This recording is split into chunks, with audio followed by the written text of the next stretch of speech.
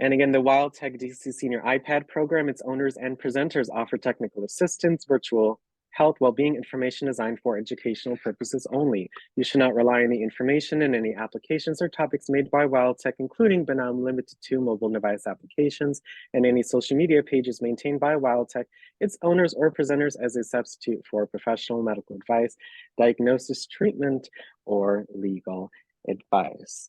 Thank you so much for letting me read the disclaimer.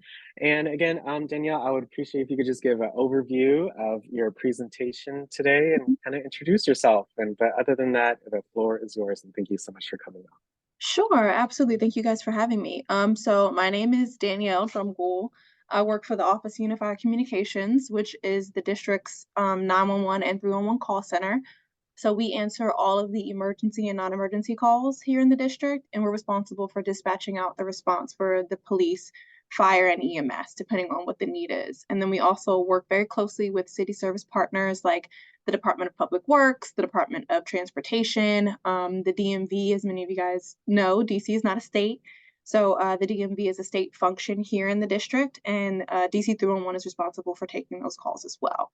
So we work with our city service partners and our non-emergency partners, as well as our emergency services partners, as I mentioned, with the police department and the fire department, just to make sure that we are coordinating the response, any type of response for the city. So I have been with the agency for about the better part of a decade. I started right out of college in 2016, and I've been here ever since. I work primarily in public affairs. I am the communication specialist here, which means that I do all things graphic. I make our graphics. I'm our in-house videographer. I create all of our flyers. I manage all of our social media. And then I come out and talk to people in the community like I will be doing this afternoon. I've been very heavily involved with the Smart 911 program over the course of my tenure with the agency. And I go out to communities and talk to district seniors about the benefits of the program and other communities that might benefit from this type of program as well. I also am in charge of our 911 education programming. So I get to go and talk to kids. I get to go to elementary schools and summer camps and teach kids how to call 911, which is one of the most core important things when you're kind of coming up and learning about how you can be a hero or help out a parent or a grandparent if they're having an emergency. We try to empower our youth to understand that they have a part too and they can help. If there's an emergency and they have a phone, they can call 911.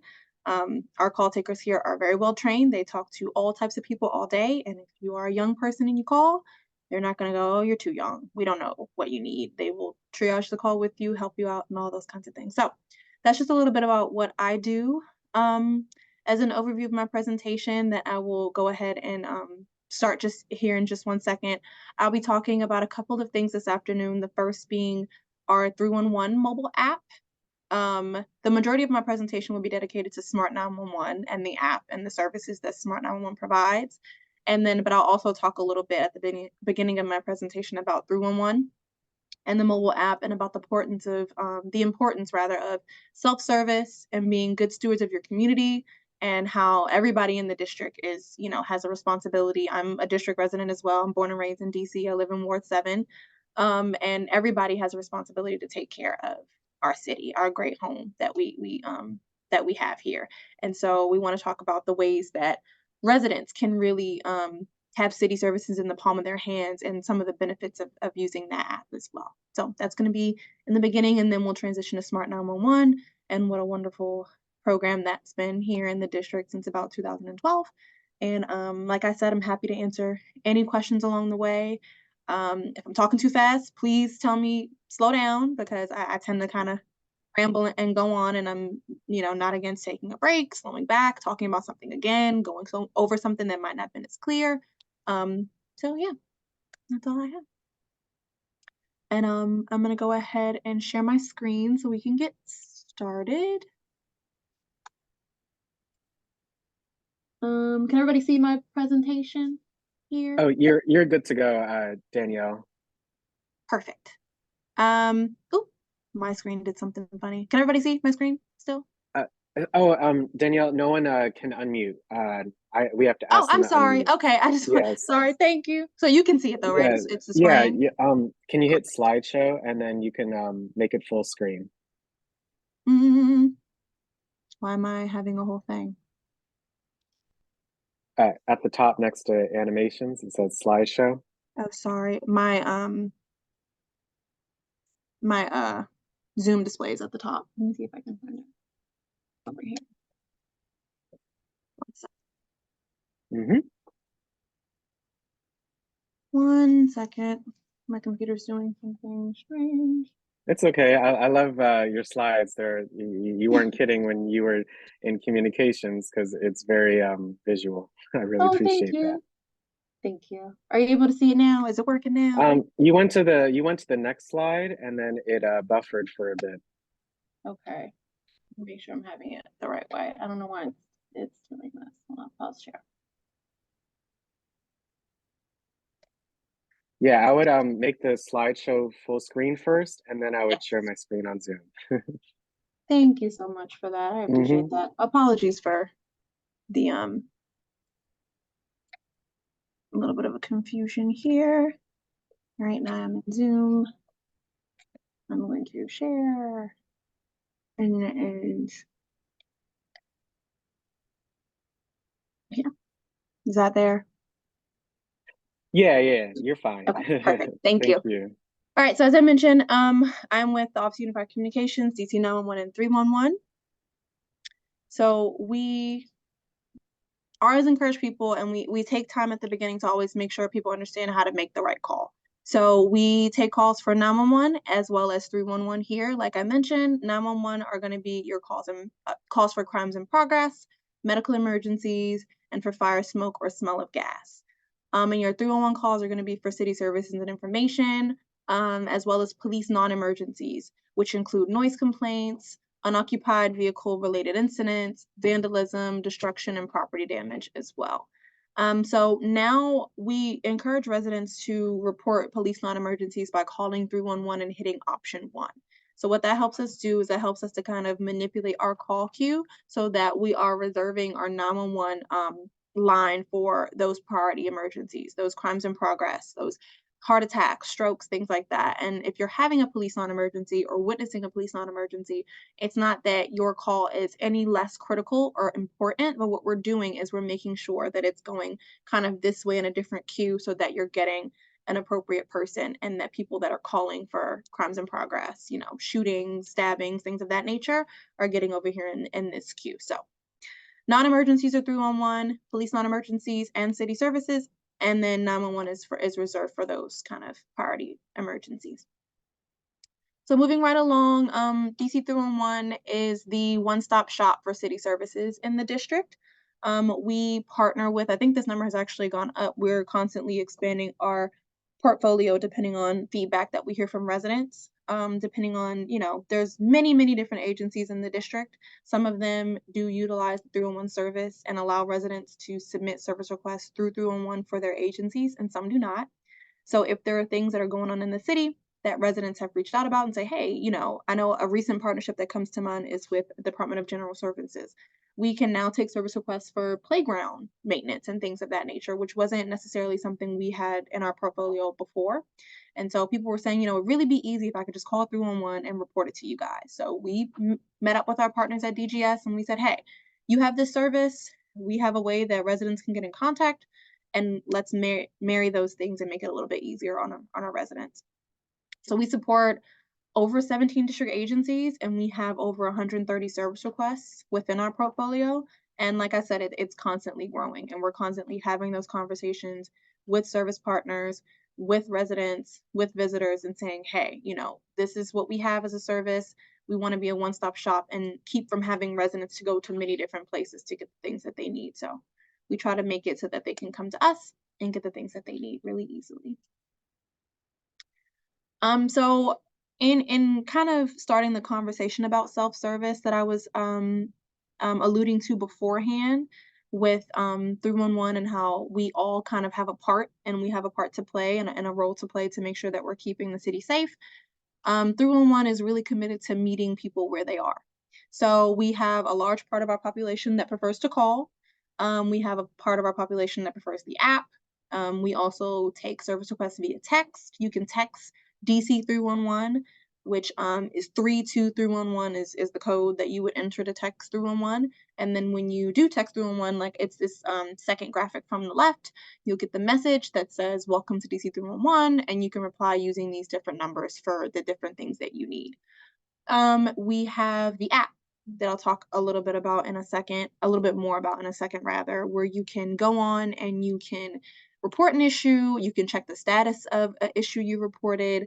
We have a lot of other different resources like our maps and apps, and we have different resources for residents, businesses, and visitors on that app as well. Phone numbers, any information that you might need as a resident, as a business owner, or as a visitor, even to the district, it's all in one place. And then we also have, it's not Twitter anymore, it's X now in this ever-changing social media climate. We are also on X. We have a social media team with 311. It's about 20 individuals that take service requests all day long via social media. So we see that our residents sometimes, if they're busy and they're, moving around, they walk down the street. If they're walking to work and they see a stoplight is out, they'll take a picture of the stoplight, they'll tweet it to us or X it to us, post it to us on social media. We have a team that monitors that page. They get that request and they put it in, give them a service request number, and they make sure that that gets handled. So we just try to make sure we're meeting people where they are. There are some younger people that just want to do the app. It's easy. I primarily use the app. And then we have some people that just prefer to call and talk to somebody on the phone because they might not know what they need. They might say, hey, this is my issue. This is what I'm having problems with. Can you help me and point me in the right direction? If you just need some information, you can call as well. So these are all the ways that you can reach 311. And I would say there are some ways that are a little more popular than others. But what we've seen is that ultimately people are more so calling. And then we do have a lot of people that use the app. So those are our two most popular methods to submit service requests right now. So just to continue talking a little bit about the app, and I don't have my phone on me. If you go to the app store on your iPad or your device, you can go to the app store and type in DC 311. Because 311 is a national number, right? So almost every city has a 311 service. So if you want the DC 311 app, you're going to type in DC 311 in the app store and it should come up. And like I said, the app is a wonderful, wonderful resource. It is literally city services at your fingertip.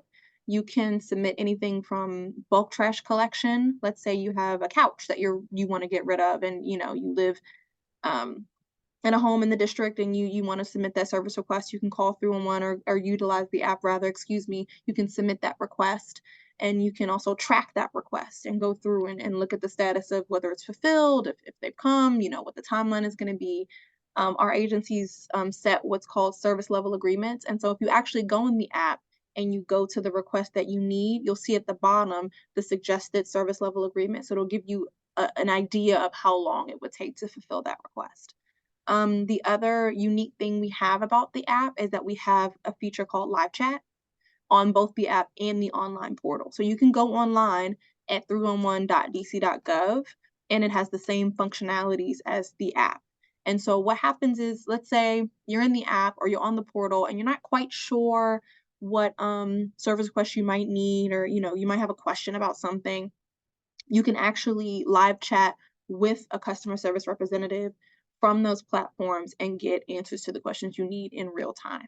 So that's really helpful because we have people, sometimes it's hard to navigate the app. Sometimes we don't quite understand, exactly what services we have, what services we don't have. And so it's really helpful to have a line of communication that's open and always available. I think live chat is open and available during core business hours. So it's open. I believe it's 8:15 or 8 or 8:15, and it goes until like 5:15. And so it's available during the day during those core business hours where you would be submitting requests for DMV, DDOT, things of that nature. It aligns with those business hours, and we find that that's what works the best. But what I will also say is that 311 is 24 hours. We're one of very few 24-hour call centers in the city and in the nation. And so you can call 311 whenever you like, and you can also use the app whenever you like. The other thing about the app that I will say a couple other things. One thing that I really like is that when you go to the search function of the app, you don't necessarily have to type in what you think the service request you're looking for is called. So what you can do is if you have any questions about trash, you can just use the keyword trash, you can type it in, and the app is going to give you a list of requests that it thinks might appeal to you or that it thinks you might benefit from using. So that's really helpful for people that, don't know how to navigate the app, don't know necessarily what the service requests are called, and they're just trying to make sure that they're getting what's most accurate. And so under each service request is a description of what it is. And so it's kind of helping people to understand what they might be looking for. One of the other things you can do through the app is it's called the suggested service requests list. What you do is you go in with your iPad or your iPhone, your device, and you can take a picture of whatever it is you're trying to submit a service request for. So let's say there's a stop sign that's down, or a tree's been knocked over, or a street light isn't working. You can take a picture of that street light, take a picture of that stop sign, take a picture of the grass, of an overgrown tree, of things of that nature. And after you take that picture within the app, what the app will do is say, based on what you've submitted, we think this might be the request that you're looking for. So it kind of works how that keyword function does, and it works in the same way to make sure that you're really getting the services that you need. So I highly encourage people to download the app. It is a incredible tool. I use it all the time. If a street light is out, I stop, pull over, enter it, and go on with my day. The last thing I will add is that you don't have to have an account. People always say, like, do I have to sign up and register? You don't. You can continue as a guest and just go ahead. But what I will say is if you do create an account, you have kind of a history of the requests that you've put in, and you kind of can go back and see what those things were fulfilled as, and how often you entered things and things of that nature. It's kind of a report for you. But whether you submit your request as a guest or as a registered user, you get your case number, you still get an email, and you have your phone number and stuff like that, and the agency can get in contact with you if they have any further questions. So I think that is all I have to share for 311. So I will take a pause here just to see if there's any questions about that or anything so far. Hey Danielle, just like we talked about yesterday, so the DC 311 app is again one of the preloaded apps that are on all of your iPads. So again, on your iPad, you can just find the icon on your home screen, and you can then access it. Again, that's one of the preloaded apps on your device, so it makes it really easy to access. So all of us should have access to the DC 311 app. And then the next app that Danielle's going to talk about, you're going to have to download that app. So yes, but phone or mobile or iPad, Android, just however is easiest, but it is already on the iPad, so might as well take advantage of it. Agreed. Thank you for that. Mm-hmm. I see your hand Anne, is raised. okay, go ahead, Anne. Hi, Danielle. I wanted to ask you a question. I'm trying to help a friend who's been kind of stuff has been stolen from her, and the lawyer said to make a police report. Would I call 311 to help her get a report done? So you will call, yes. So for a crime or incident that's happened in the past, you would call 311 and press option 1, and you're going to be connected to what's called our telephone reporting unit. So what they're going to do is they're going to put you in contact with a member of our TRUE team, and they're going to be able to call you back and walk you through that process. Oh, But they know okay. what to do. If you call 311 and press option 1 for non-emergencies, police non-emergencies, they're going to connect you. Thank you very much. You're welcome. Thank you, Anne. Any other questions for Danielle about the DC 311 app? Yvonne, how are you? Yes, thank you. Thank you, Alex. Thank you, Danielle. Danielle, I have a friend who's been getting some text messages that appear to be a scam. Now, is that something that could be reported as a telephone reporting request with 311 to report a scam or someone who's calling and harassing someone? Not to my knowledge. There is a way, and I don't want to misspeak. There is a way to report that. It's just not coming to me off the top of my head. I do know, I think our partners at the Metropolitan Police Department have some avenues or some channels through which you can report that kind of activity, but it's not Yes. necessarily something that you would report to our true unit. But what I will do is in my follow-up email, I'll send an email to Mr. Bell, and I'll make sure that I include any information about that. Yes, Because well, then Yeah, I guess, Danielle and Yvonne, really quick, we had a presenter on a few months ago. I would recommend the Office of the Attorney General office. I would recommend I would call them Yvonne, and they extensively talked about how you can report scams to them. So I would okay, try the the Office OAG. of the Attorney General, yes. Okay, Yes. wonderful. Thank you so It- much for that. Yeah, is that one of the agencies serviced by 311, Danielle? Not in that way, but the way that 311 works, because we are kind of the source for city services and information. If you do call 311 and say, "Can I get the number to the Office of the Attorney General?" they can put you in contact and transfer you over. So we Okay. really used to back on at its inception, 311 was the mayor's citywide call center. So anything you had 211, 411 information, you would just call them and they would point you in the direction that you need, and you can still do that. If you call 311 and say, "Can you connect me to the Attorney General's office?" they can connect you, but we don't necessarily take like service requests for them in that traditional way. All right. Well, I must admit that I have used 311 quite often for city services Mhm. to report a lamppost that was out for Mhm. quite a long time that created some security issues. Yes. And they've been very, very responsive. And I must say that the folks on the other end of the line have always been very professional and warm and friendly and helpful. Well, And thank you they so give me much. a confirmation number, and sure Mhm. enough, after reporting this lamppost, I got results within 24 hours.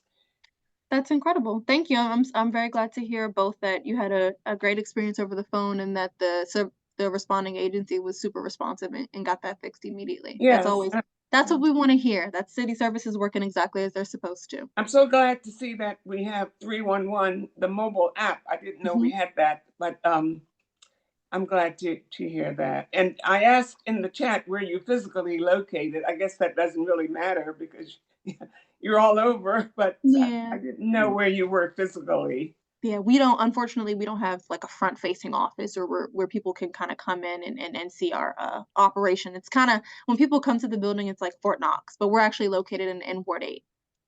You That's located where where? in Ward 8 in the Anacostia neighborhood. Oh, I see. Okay. Mhm. Thank you so much. Thank you, Alex. Of Thank course. you, Yvonne. Have a good day. Yes. Hmm. Doesn't look like we have any other questions regarding DC 311, but if you do, I know at the end we'll be taking questions. So please save your question if you have one. But yes, Okay. thank you so Wonderful. much for presenting that, Danielle. Of course. All right, so we can jump right over into the Smart 911 portion of the Yeah. presentation. And this is the app you all need to download if you want to utilize it. Okay, so Yes, yeah, this is the app. If you want to utilize it, you have to download it. I've jumped. I'm here now. Okay. So, Smart 911, as I briefly talked about earlier, is a program that we've had here in the district since 2012. It is free of service to residents. It is something that the district pays for. And it is a secure program that we utilize in partnership with the Rave Mobile Safety is the parent company of this product. And essentially what it is it is an emergency safety profile. The way that it works is when you call 911 from the number that you've used and registered with your Smart 911 profile, all the information that you include in your profile kind of is available to the 911 call taker.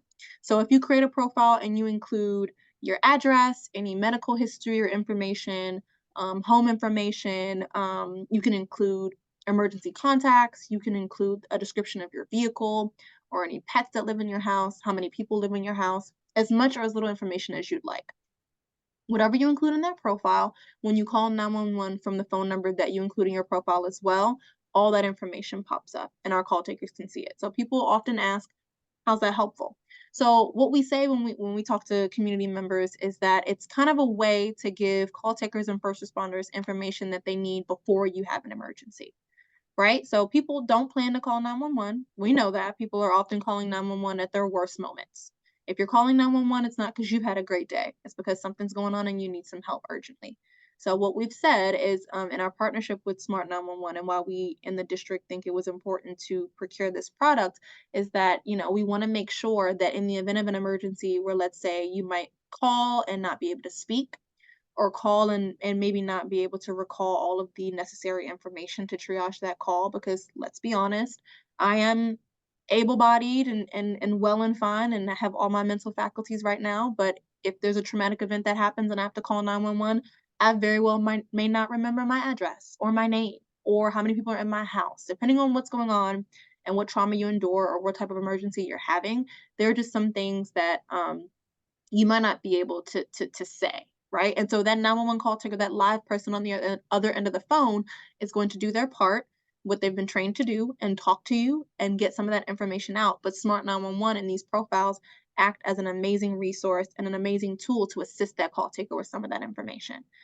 So if you're calling and you're able to talk, they're still going to triage you the same way they would a regular 911 call. They're going to ask you all those questions. You know, let's say it's a crime in progress and the person is, I see them running down the street. You know, what color are they wearing? Are they a man or a woman? Are they, you know, Black, Hispanic, Asian? Describe them. How tall? How much do they weigh? They're going to ask you some of those questions, right? And they're going to ask you for your address, your location, wherever you are, and they're going to continue to get that information. So if you call 911 per se, let's say, and there's a fire in your home and you're, you know, smoke inhalation, you're choking, you're not able to verbalize some of that essential and critical information, this profile is an incredible resource. And so when we go out to communities and we talk about this program and its benefits, one of the examples that we use, I have two in the history of working with this program with residents. Um, One being that we had a woman that called that had a fire in her building. She had a manual wheelchair and she lived on the 10th floor. Why those things were working together, I will not know. So she heard about our program through word of mouth, and she called our offices and was connected to me. And she said, you know, I have a manual wheelchair and I'm on a higher floor of my building and I want the firefighters to know what to bring if they have to come in and you know, have to evacuate. And so we created her profile right then and there, and she was able to include that medical information in her profile. Also received a call from a mother a few years ago who had a son who had special needs, and he was only ever located on the first floor of her home. His bedroom was in the back. He had an oxygen tank in the house, which is critical for the fire department to know if there's a fire. He had to be kept at like a 90-degree angle in a bed. He had a feeding tube, things like that. So we were able to create her and her son a profile for their home and their household and include all of that information in it as well. And so it just helps first responders to understand what they're walking into, what they might need, and things like that. So I don't want people to think this is a replacement for all of those questions that they might ask you on the phone, because it's not. But if in the instance that you call and you're not able to provide some of this information, this is a good resource for our call takers to kind of use to paint that picture and kind of put two and two together. They have you on the phone, they can get as much as they can, but this profile actually helps them to fill in those gaps. So the app, as it stands, the app is available on the App Store and Google Play. So whether you have an Android or an Apple product, whether it be an iPad or an iPhone, you can download the Smart 911 app on their respective sites. And it's just Smart 911. So for the 311 app, it has to be DC 311. For Smart 911, it is just Smart 911. And this is kind of at a glance on the right-hand side of your screen about what the app is going to look like after you create your profile. So at the top is going to be your name, and then it's going to be all the people in your household that you include. You can include pictures. As you see, you can include birth dates, emails, the gender of people, all kinds of things. You can include each individual's medical information and medical history, their relation to you, so on and so forth. And like I said, we always encourage people and let them know you can include as much or as little as you'd like. You don't have to give us your whole life story if you don't feel comfortable with it. I will reiterate that this is very secure. And the only time that a profile is available to our call takers is when that 911 call is made. After you hang up that call or we disconnect the call, depending on what the circumstance is, the information goes away. So we do not have access to your information. We cannot go back and say, oh, well, I took a call this morning and her profile came up. Let me go back and reaccess that information. It is not available to us. The storage of the information is cloud-based, and it is maintained and securely maintained by Rave. So they don't have access to it either on their side. We don't either. It's cloud-based and it's only connected and generated when that call is made.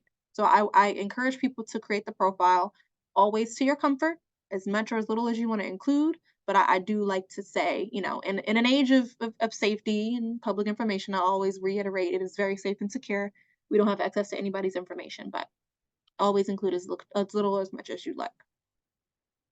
So this is what the Smart 911 profile looks like on the back end. This is actually a screenshot from the website, so it's a little bit different. So this is what the app looks like. This is what the website looks like. So what I do suggest, I think it's incredibly important to have the app because, like, let's say things change in your profile, or, you know, maybe one of your family members or a person in your household moves out, or someone passes away, a pet passes away, you get a new car, things like that. It's very useful to have the app so you can make those updates. In my experience in registering people for profiles, it is easier to do it on the web page. So the good thing about the iPad is that you do have, you know, Google Chrome or Microsoft or Safari or whatever web browser you use, and you can open it up in the web browser and create your profile that way.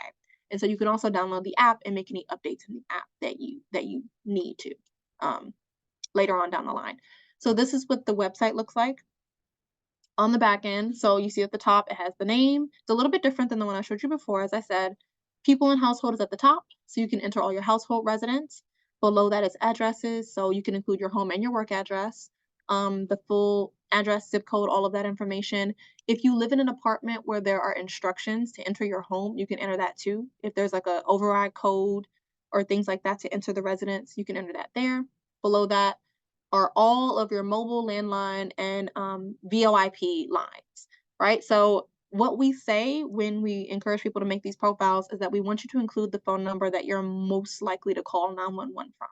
So if you're gonna grab for that cell phone, we want you to include that cell phone number. If you have that landline and you're gonna grab for that landline, we want you to include that landline number. If it might be either one, please include both.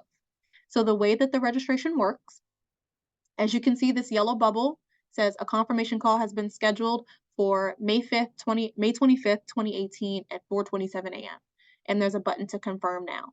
So what occurs is you enter all of those mobile numbers or landline numbers that you want to connect to your profile, and then you have to set up a confirmation call or text.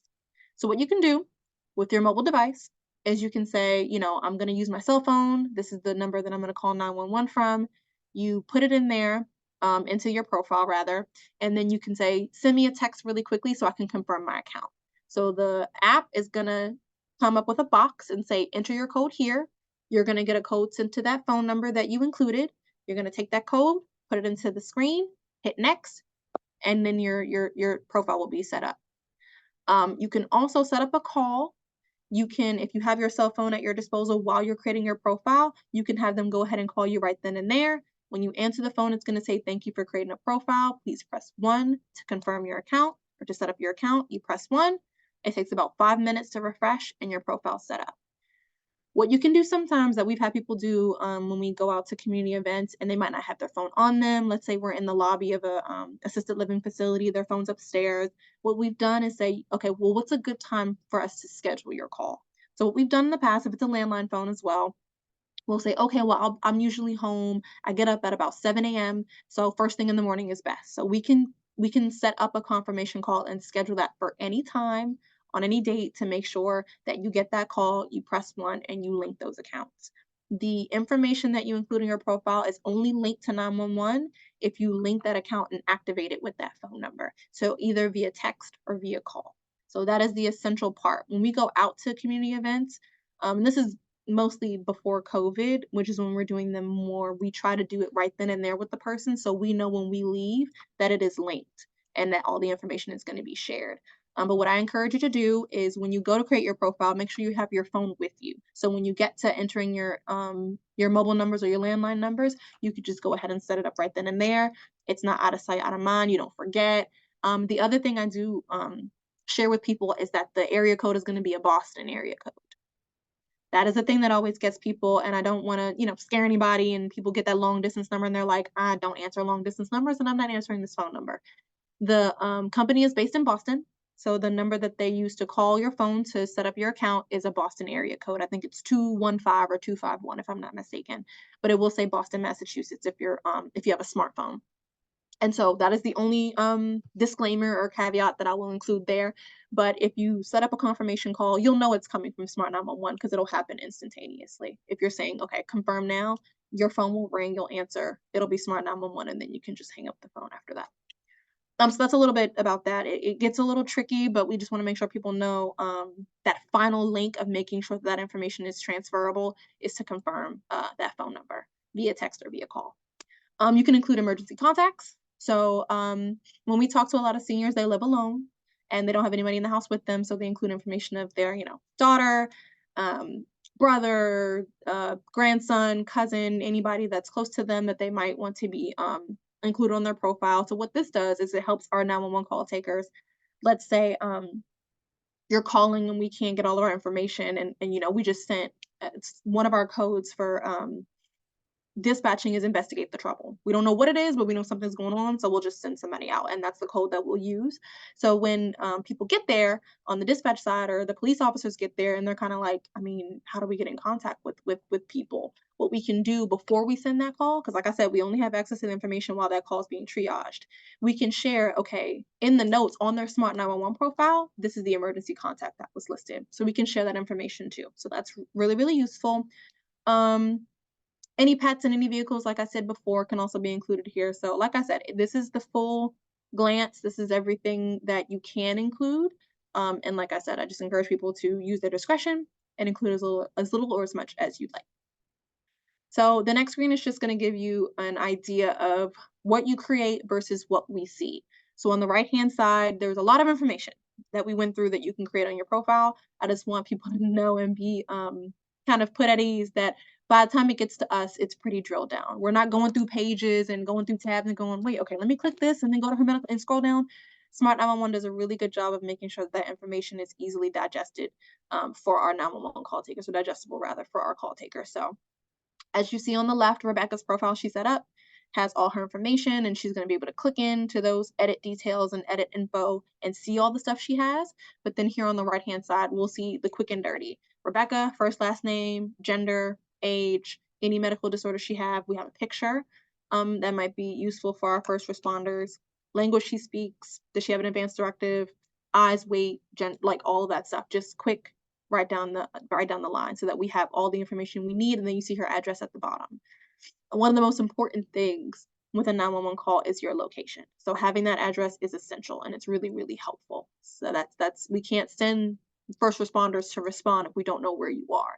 So that's why I think, if you're calling and you include your home address and you're at home and having an emergency, this is a super helpful tool. That's pretty much all I have to go over for the Smart 911 portion of things. So I am happy to answer any questions that we have about the app, the program as a whole, or anything I went over this afternoon.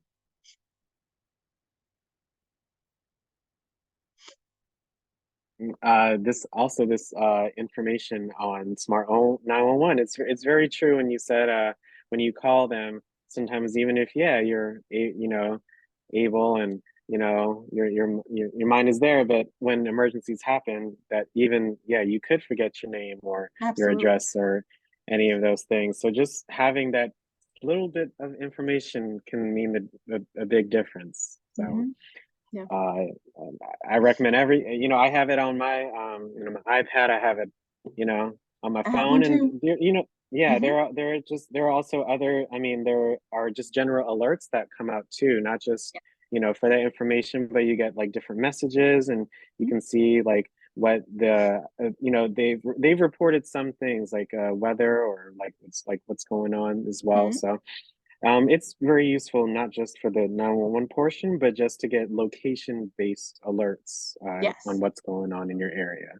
Yes. They do a very good job of great information sharing as it relates to emergencies in the area, weather alerts, like all kinds of things. So the app is great to have for sure. Yeah, thank you. Mhm. We have two hands up so far. First up is Anne. How are you? I'm the same as I was earlier. This app, where you put your ID and stuff, you just download it from Apple Store, Yes, ma'am. and the directions are clear. Yes. Okay.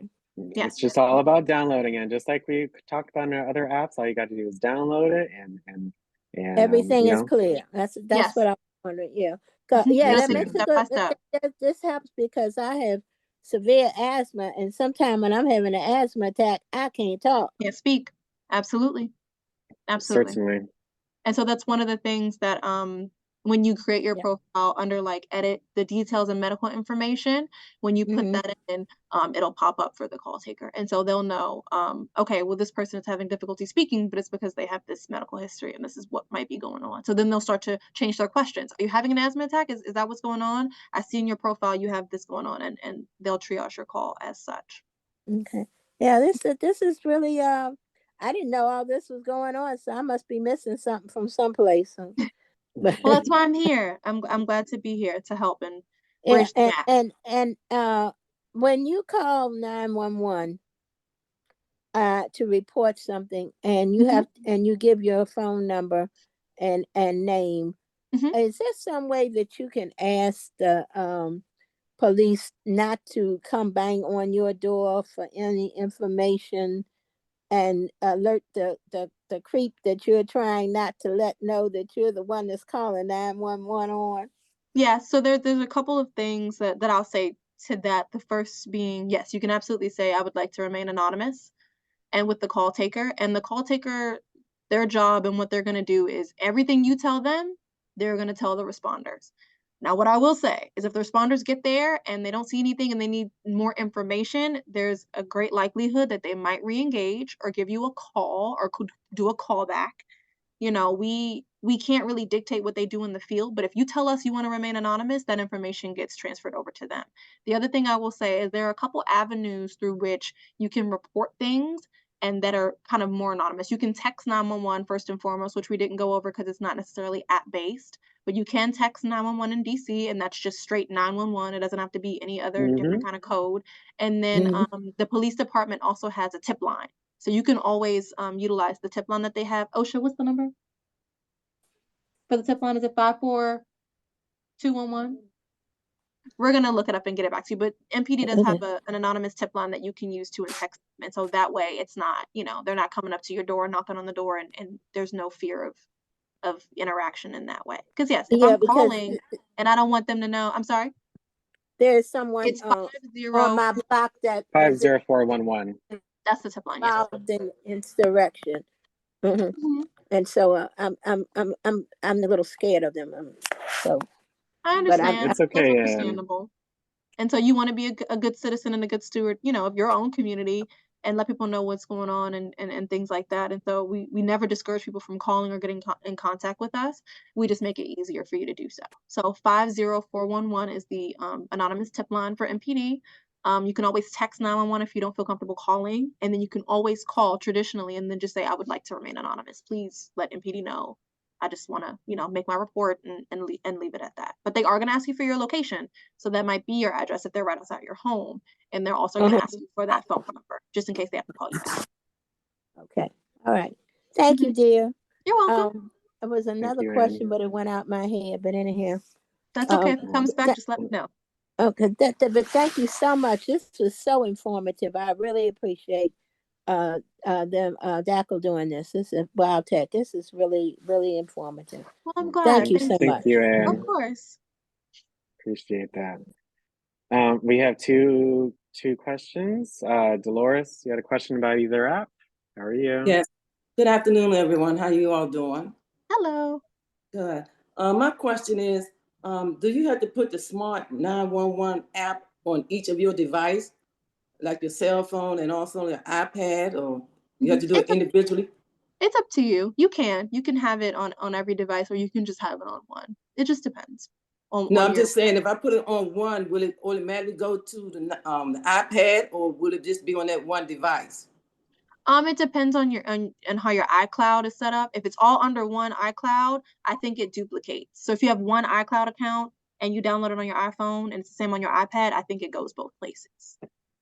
Okay, but Yeah, Dolores, it's system by system. It's So in the cloud. you know, yeah. So yeah, just if you get on your iPad, then you'd be good to go. If you want on your phone as well, you could do that. Mhm. And if they're both Apple devices, they're both on the same ID, then yes, it'll download on both. But typically, just download it on each device. So I Just just for try to take coverage. advantage of it. Okay, Mhm. I really don't think I got the answer that I'm looking for. So that means, do I have to do it So are you talking about individually? when you make a call? Are you talking about when you make, okay, are you talking about the app itself, Dolores, or are you talking about when you make a call? No, I'm talking about setting up the app Mhm. from the, Just one app, so, just so if I on one just put app. it on myself, so if I just put it on my cell phone, it will also be on my Apple iPad. It would be on my iPad as well. No, Dolores. I just know you don't have an iPhone, so it won't. If you download it on another device, you'll have a login with Smart 911, right? Mhm. Danielle, you have a login. So yeah, if you want to download the app on another device, then you'll just log in with the information you created. So yes, again, I have it on my So then phone you'll right download it here. on your phone and on your iPad individually. separately. Okay, Mhm. thank you. You're Appreciate welcome. it. Mhm. Yeah. The most important is to take advantage of it. Get that set up. You know, it just takes a few minutes to get set up. And you never know when you may need to call 911. It could be in a minute. Mhm. It could Mhm. be in 5 minutes. It could be today. It could be tomorrow. It could be, anytime. So, because no one ever expects an emergency. So it's just good for all of us to take some time to get that taken care Mhm. of. We have Yvonne next.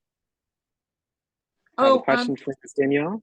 well, yes, I wanted to know if when you set up the Smart 911, is there a place where you can add information such as, I don't have a medical alert. Some seniors have those. Mhm. You might fall, or there might be an instance in which you want help. And is there space where you can add information such as, I have a front door key in such and such a location, and then the police or the responder does not have to, break down your door, or, Mhm. there's no one nearby who can give them access to you. So is there room for voluntary information of that nature? Yes. So I'm gonna answer your question in two parts. Yes, there is a space on Smart 911 to answer, to include that information. It will be under, based on your household, it'll be under info.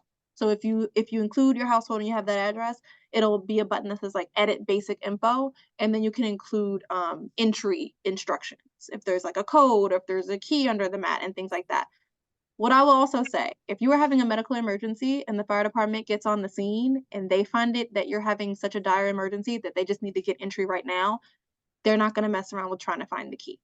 That is what I will say. If they think it's going to be a matter of life and death, and it matters to make sure that they get to you and get you the medical help that you need, they're going to just gain entry in whatever way that they deem necessary. So to answer your question, yes, there is space there, but when we send the responders to the field, their first priority is making sure that you are to safety. So if they get there and you're having a heart attack or a stroke or a seizure or something of that magnitude, they're just going to get in any way that they can and make sure that they get you the help that you need as urgently as they can. So I Okay, hope that answers your question. it does. Thank you. You're welcome. Thank you, Yvonne. Appreciate that. Appreciate all the questions. Thank you for raising your hands, everyone. We have two more. Mr. Hawkins, how are you?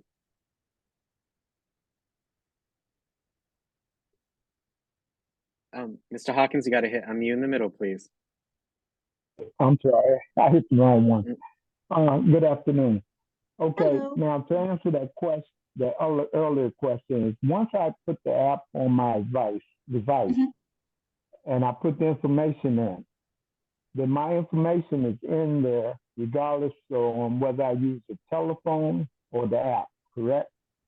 Yes, the information is the same. So when you create your profile, you're going to have a login, and that login is going to be the same when you log in on your phone and when you log in on the app. So the information is exactly the same. Okay, but when say I don't use my device, but I call in my emergency, Mhm. okay? then are they able to pull up the information off the phone call? If you're calling from the phone number that's attached to your profile, so if you've completely set up your profile and everything is in there and you've confirmed your call and you've linked that phone number, the phone number that you use to call 911, yes, they have access to that information as soon as you call. Like, let's say you finish setting up your profile and you do all the steps, and like I said, when you go in, it'll say right here on the screen still where it says profile strength, there's going to be a section at the top that'll say this is how you can strengthen your profile. Link your phone number. Include any emergency contacts, things like that. So after you've done all those steps, you can call 911 5 minutes after that, and that information is going to be available to the call takers as soon as you finish Okay. setting up your profile. Thank you. You're welcome. Thank you, Mr. Hawkins. That was the question I asked Danielle for our presentation today. It doesn't matter if you do it on your iPad. We all know we cannot make calls from our iPad, Right. but as long as that number that you're calling off of is the number that's on your Smart 911 profile, that's when the information will be pulled out for the representative. And if you call from a different number that's not on the profile, I'm assuming it will not show up. So you can put multiple phone numbers in that section, as Danielle let me know. And yes, you can do that. So yes, that's a great question. Thank you for asking. And yeah, thank you so much for the questions, everyone. Very informative. We have Louise next. Hello. How are you? Hi. I'm good. Can you hear me? Yeah. Yes, Louise. What's your question? I wanna ask a question about my trash. I'm having difficulty pulling the trash to the curb, but it's in front of my garage. But to get it out to where they'll pick it up, I can't do it. And unfortunately, my next door neighbor used to do it, her son, and he passed. And I'm like, oh my God, my helper. So do 311, can I call 311 and ask them if the guys can pull the trash from in front of my garage? Give me one. What did you say, Osho?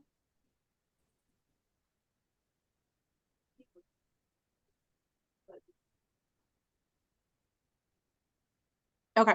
My colleague used to work for Department of Public Works, so I just checked with her.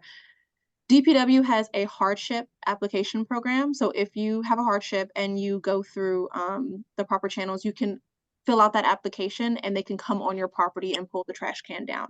But you are going to have to fill out that hardship application and submit it to DPW. What you can do is you can call 311 and you can say, I have a hardship. I'm not able to pull my litter can to the curb to be collected. How do I get in touch with DPW to fill out the application so that they can assist with that? And they'll help you. Thank you so much. You're welcome. Thank you, Louise. Really appreciate that.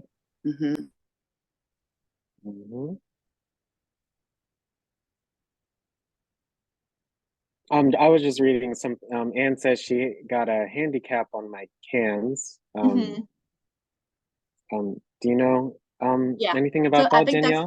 Yes, that's the way the DPW is able to distinguish who has hardships and that they have the permission to go onto the property and pull the can down. They'll come and do they give you a new can or they just, they just come and put the sticker on so that they know that this is someone that has, been identified as having a hardship through DPW and they'll make sure that they get it. That's amazing. I didn't even realize there was, disability trash cans, but that's much needed. So thank you. DC's so doing much a for lot. Got a lot of great things going on that, sometimes they just need a little more spotlight. Okay, thank you. Our next question is from Greer. Hi, Greer. How are you? You have to unmute in the middle, Greer.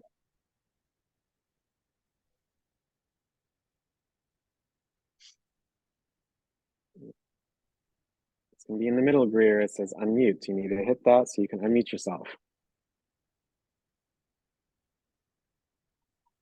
We can't hear you. In the middle of the screen, Greer. There you go. How are you? Good afternoon, all. I haven't been here in a minute, so I Mhm. haven't, wasn't used to doing it for a little while, but anyway, good afternoon all. And, Danielle, your information has been so very helpful. Yeah. My question is, I live in a senior building Mm-hmm. and I wonder if you actually come out to the various senior buildings, to make your presentation, because I think it would be very helpful to the seniors in my building. Absolutely. We, as I mentioned before, we were really going out heavy kind of before COVID and everything. We would go multiple times a week and go to senior buildings and go in and register people right then and there. So yeah, if residents, express the interest, we have no problem coming out, and I will make sure that I share my contact information and you can reach out to me directly and we can set that up. Oh, that would be great. I would certainly appreciate and like to share with my neighbors in my building. Of course. Thank you for that. Thank you. Mm-hmm. Thank you, Greer. Have a great day. Thank you, Alex. You too, and to all. Mhm. For that, Danielle, is there a number for that kind of request that Greer can call, Mhm. that you can put So in the they can chat? you can just call me directly and I'll put it in the chat. It's just my direct number. So I'll put my name, my email, and my phone number. You can just contact me directly. Thank you. Yes, for that. Mhm. I'm not sure if you had it, if you had your info in the presentation, but I know that would be much appreciated. So thank Of you. course. I'll put it in the chat. It's not in the presentation and I should very well have that. I'll add that to Yeah. it, but there's my information right Yeah. there. So that can Thank grab it. you. Mhm. Okay, we only have a couple minutes left, so just try to keep that in mind. Thelma, you had a question about the apps? Yes, I have in my phone, I have, all my emergency contacts and all. Mhm. Now, if I download the 911 app, would the emergency contacts come on there too? You'll have to input them. So there's going to be a section that has emergency contacts. You click on it and you're going to have to put them in one by one manually. It won't just transfer over. What? And Yeah. Yes, Thelma. so It's not. I'm It's looking at that's from one app to another app. What I would recommend that you do, Thelma, is that you have your phone next to you and you have the yes. Smart 911 app on your Yeah. iPad, so that way you can choose which emergency contacts that you want to add to the app. So yes, it's Yep. going to be a manual process, but it shouldn't. Okay, I was I gonna know put the it take too emergency long. contact. I'm gonna put the emergency contact on my phone because that's where I have most of the emergency people. I'm gonna put the 911 app on my On phone. your phone. Yeah. So then you're To just put going to all have my Well, to, whatever way is easiest for you, Miss yeah, So Thelma. So okay, again, put them by hand. once I get the 911 app, Mhm. it would set up where I can would it tell me what to do, what to add on there and all. Yes. It'll have fields and it'll say, it'll show you where to put the name, their relationship to you, their phone number, and any other Yeah, information. but I'm talking about like my history, my medical history. Oh, it would Mhm. tell me. To add. Okay, that's what I All of want that. to know because Mhm. I was wondering was a shortcut. Can I go on my health insurance app and transfer all that to 911 app? You're gonna have to put it in by hand, but you can. If you have access to that information and you Yeah. wanna just put it in your Smart 911 app, yeah, you're just gonna have to transfer it over. Well, I can. Right. Okay, that's what I'm gonna try to do. Just transfer all that over because they Mhm. have everything. Okay, thank you. So let me You're get ready to welcome. do that. Okay, thank you thank you, so Miss much. Thelma. Okay, great. hmm Okay. And last question for today, if there are no other questions, again, it's from Anne. I know you sick of me, honey. Never. Do they still have the thing where you can get a request for? I know the snow is over, hopefully, but where Mhm. you can get requests for handicapped people again? I know I'm I not sure had it what. at one time and I renewed it, but I Mhm. forgot to ask whether they if they had a little handicap thing that you could put by your name. For snow shoveling, Uh-huh. that's DPW as well. So I believe they still do, and I think it's the same as kind of the hardship application. But again, I always encourage people call 311. They're gonna know for sure exactly what lane to put you in. But it doesn't Okay. matter if snow season is over. They'll just put you on the list. Okay. All right. Thank you, sweetheart. You're welcome. Thank you, Anne. Thank you so much. Yeah. So I don't see any other questions, but thank you so much, Danielle, for coming on to today's session talking about the DC 311 app and the Smart 911 app. I think it's, so important, anytime really, to utilize this app, and it just takes a couple minutes to get started. And once you have everything set up, that in case of an emergency, it gives you just a little bit of a kind of solace in a way, just to know that your information is there and it may, make a difference in what you're trying to do. So, Absolutely. any final thoughts from yourself, Danielle, or Miss Daniels? Any final thoughts for today? No, that is all. I included my information in the chat. And if anybody has any additional questions or Miss Massey, I hope I'm saying that correctly. If you want, a presentation request and want us to come out to the community, we'd be more than welcome to. For anything. We still, like I said, we teach young people how to call 911. We go to the summer break camps and all that kind of stuff. If you think there's a program or a space where that would be useful, we're open to that. For Smart 911, for just general 311 911 education, we're open to all of that. So just reach out and let me know. Oh, well, let's all thank Danielle and Ms. Daniels for coming on to today's session. And please stay on to fill out a poll to let us know how you felt about today's session. But thank you so much. And again, let's all thank Danielle and Ms. Daniels for coming on and presenting to us today. And I hope you have a great day. Thank you, Thank Danielle. you so much. Thank Very you. Bless informative. you. Thank you. Thank you Thank so you. much. Information. Thanks a lot. Bye, everybody. Bye, everybody. Bye. Thank you, Danielle. Thank you, Ms. Danielle. Daniels. Have a good day. A lot of Thank you. Bye. Thank you so much. Thank you. Thank you. Yeah, so thank you all so much. Don't leave Zoom yet. I see we do have some folks that left out of Zoom. Please, if you can, please fill out this poll that lets us know how you felt about today's session. So, we can see if you enjoyed the session today.